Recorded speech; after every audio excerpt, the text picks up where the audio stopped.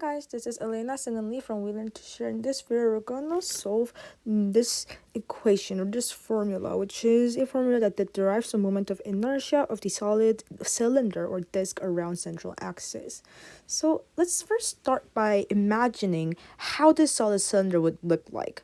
So if you if you're able to imagine it, you can just say that this cylinder over here, if this is the center of the axis, you could say that this disk is, or this cylinder is comprised or constituted of small hoops, like this, and infinitely many hoops around the center. And that would be this cylinder, right? So let's just take one cylinder out of it. You would have one hoop that looks like this. And let's say that it has radius r, and the thing that's over here would be dr. And you would have the big original cylinder, dr over here, and also of mass m. So let's start by saying that sigma is the linear, though it would be m over a, which is equal to m over pi r square for the cylinder itself. And also it would be for the inertia of the hoop, this is equal to mr square, right?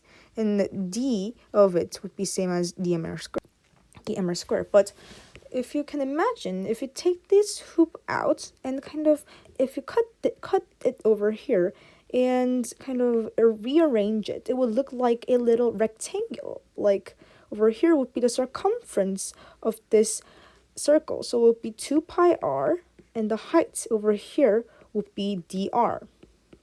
And therefore, for the area, it would be equal to the same as the area of this rectangle, which is 2 pi r dr over dm.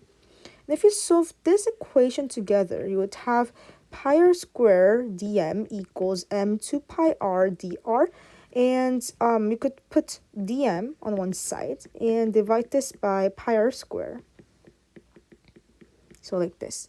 And now let's get the inertia of this disk as a whole. It would be equal to r squared, the smaller square, dm.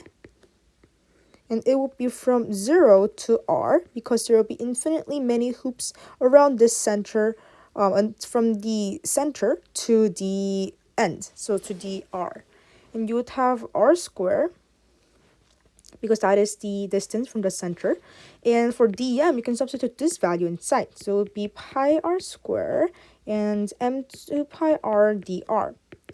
And you can notice that pi would be cancelled out over here. And you could put out the constants. So it would be 2m over r squared, 0 to r, small r squared, and times r dr. So this would be r cubed.